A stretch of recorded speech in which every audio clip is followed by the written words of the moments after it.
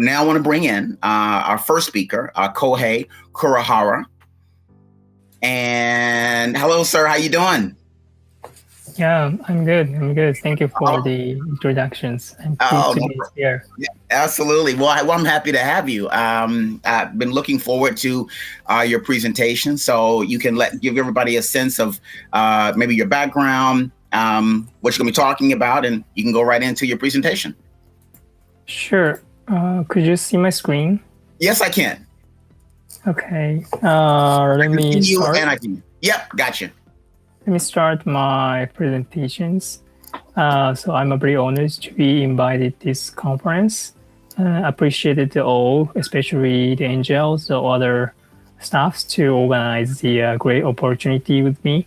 They also very great host, seeing at this moment to share your thoughts to me.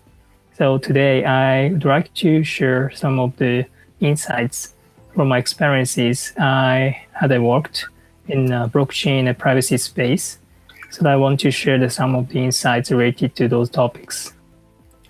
My brief introductions. I had worked at the Government Blockchain Associations, which is the not-for-profit association from the United States. I was a chapter leader in Japan. I founded my not-for-profit organizations, which is the Privacy by Design Lab. We are exploring to develop the privacy communities where we are enhance the privacy literacy cultures in our countries by cooperating with the global networks. So this is my overview, what I'm doing at this moment. Yeah, we are trying to cooperate with the multi-stakeholders to educate the experts who involved in the data economy, as well as we are trying to cooperate with some of the Asian gateway, whereas the potential market, as well as the more flourished societies for all of us. We are trying to accelerate this movement into the future societies. My agenda is consists of the 4 parts. I'm exploring what is the best practice in a decentralized manners for the protected privacy, which is a very big challenge for us at this moment. But I assume this is very important to find in a way with the global collaborations. So first of all, I want to start about the data protections. Maybe some people is aware the GDPR. This was started from the 3 years ago. It was focusing on the European citizens and the very high punishment, especially they are breaching the rules. They have to pay many fines for them, as well as they have to consider the best practice for the users to respect for the privacy. And they also in California has been following this movement from the first of last year. They got started in California, the CCPA. This is focusing on the California citizens. But in the United States, will be expanded those movements into other cities, other states. Of course, this is not the movement from the Western countries. Some countries has been started in Brazil, India. Of course, in our country, Japan, will be amended our privacy regulation from next year. So this is a very important issues for the data economy in the future. My questions in this era is about how we can reforming the borderless internet. A lot of companies try to comply with the data protection regulation. One example is Uber. Uber is the data platformers. Their business is widespread worldwide. But the problem is Uber has been indicated some of the parts of the abusement of the user experience. So the Uber is trying to reform the business model, especially the user experience. they try to establish three parts of the elements of data protections. One is the transparencies. User can easy to see who will be the drivers. Of course, from the driver side, can see who is the customers. The purpose limitations. They try to limit the purpose to use their personal data. This is a core essence for the data protection as well. Then data minimizations. The companies try to provide a service as small as the data. That is also the requirements. So this is the very important initiations to accelerate the data protection experience for the customers. Besides the TikTok, they are also one of the international applications, especially the young people is using a lot. So some government officials is worried about the violations of the kids' human rights. Not all the kids is aware that's how this kids' data has been used will also be corrected. So they are putting the new functions to give consent options for the parents, which means the parents' consent is the new functions for the kids administrators. So this is a very new functions to protect the human rights of the kids. I think those new parts of the corporate actions is a primary for the data protections. So trust is the key for the business. Besides the growth or the core competence of your service. In the data protection era, trust is the one of a very significant approach for all the companies. So I think the trust is the one important functions of the blockchain as well. Blockchain is one of the trust makers because they have some functions such as transparent, interoperable, tamper-proof, secure. Those are kind of the specific parts, but I think it's a very more influential architectures for the futures. I think privacy-preserving blockchain or decentralized manners is been expected for the future of our societies. But I think in the decentralized architectures, we have a lot of issues at the moment. Under the data protections, they try to assign the data controllers who are responsible with the data. But in the decentralized manners, it's not easy to put the controller on the networks. So this is the one of the threshold how we can overcome these issues and make more safety data supply chains. So we have to discuss how we can solve the issues through the collaborations in the global initiations. So human rights is a necessary for all of us to protect, respect your privacy. So I think a blockchain is the ideal in the futures, but we have many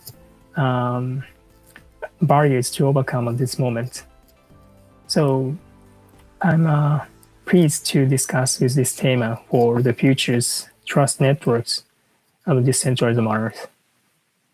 So we should take a responsibility at the decentralized networks. So who should be? That's my presentations. Thank you. All right. I love the presentation and just had really two questions, maybe even three, but we'll see if we have the time for it. Yesterday, I was discussing with one of the speakers about because you're talking about blockchain there. And I'm sure you probably heard that in West Virginia in 2018, they used a blockchain, like an app, if you will, for people to vote, particularly for overseas, for individuals who may be overseas, who are residents of West Virginia and so forth. So what happened was MIT and and another entity did a investigation and found that it was not as secure as the state or individuals in the state were making it out to be. That you could potentially see individuals' identity, maybe even change votes, that kind of thing. I know definitely that people are using blockchains for a number of things, keeping food safe, any number of things. I'm more interested, I think, of all the uses with how it potentially could be used to assist, in elections, if you will. So talk a little bit about, I'm not sure if you heard that, but talk a little bit about maybe some of maybe the more dynamic uses of the blockchains that you've seen and exactly how blockchain privacy has evolved, if you will. Sure. As you indicated, of the problems of the voting elections with the blockchain, I think the app is called Votes. I think they have some vulnerabilities in terms of the processing the voting elections. I assume that the voting is very complicated. I used to join the one open source project in our countries where we had discussed about how we can reform in the voting system that based on the decentralized operations. But it's very hard because it's not the problems of blockchains. It's very difficult to overcome just using the blockchain itself. We have to identify who is voting, who just voting once, or who just voting repeatedly. This is very complicated. Then we have to authenticate the processes. A lot of the people is not using smartphones or technologies in terms of the public use. I know that some project in your country taking experiments just for the limited persons, such as the 200 to 300 people is an experiment in one cities.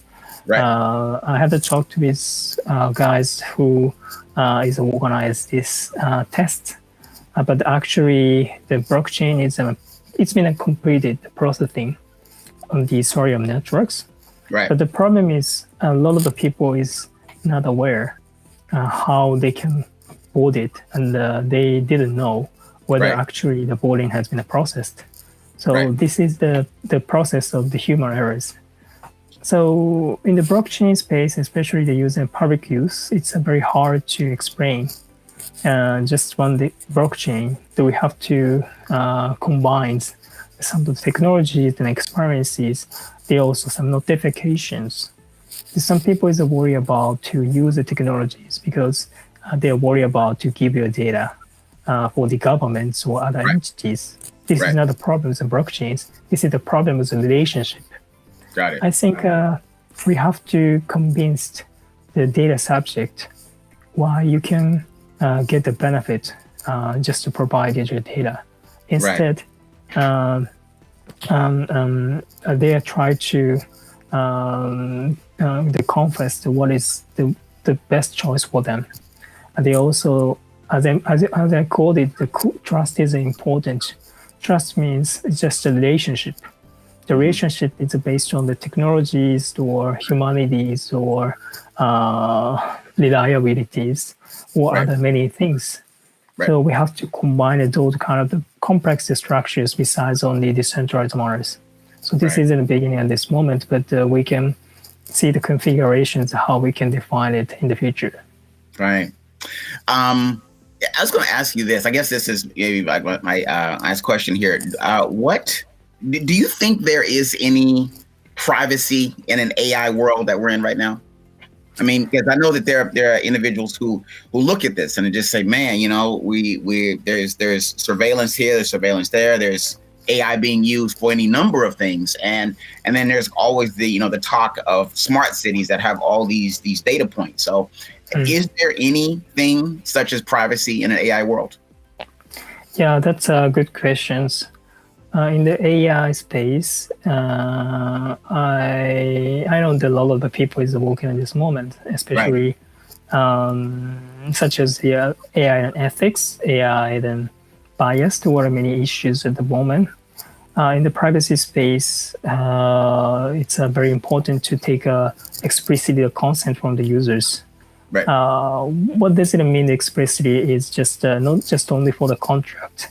I think it's a requirement to take a trusted relationship with the users.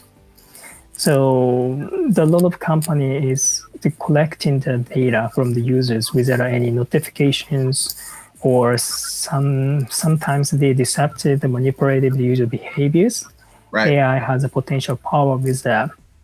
For example, the facial recognition technology has a strong powers.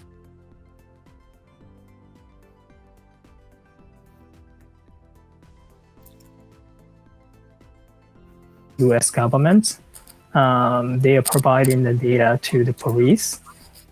It's ultimate enforcement of the public powers. Right. If the police is misunderstood of the innocent person as a criminal, right. So it's a very big issues. I think the AI is not the problem itself, but the problem is of the data. So we have to define which data could be impacted for the users. I think the European regulation will be following these dialogues, but we technically didn't have specific answers with that. So we have to take the collaborations to solve the problem with the tech people or other variety, the diversified community to be involved together. Right. So in your mind, I guess to wrap it up, it's more about the approach as opposed to, you would say, the technology itself. I think, the technology has many powers. The technology has many things at the moment. We can do the many things in the technical perspectives. Got it. But in the realities, we are living the many different identities, the different conceptuals. So we have to combine this consensus at the first. This is the same for the blockchain, the AI, the many other tech advancement. So it's a time to collaborate with the many people who's been involved together. So that's why I'm established my not-for-profit organization in the country and try to enhance these dialogues with the global experts. Got it. Okay. Well, hey, thank you so much for your contribution here. Privacy is just one of those topics that will continue to certainly command our attention, certainly right now and the future of work, the 4.0, you name it. But we thank you for your contribution and your perspectives this morning.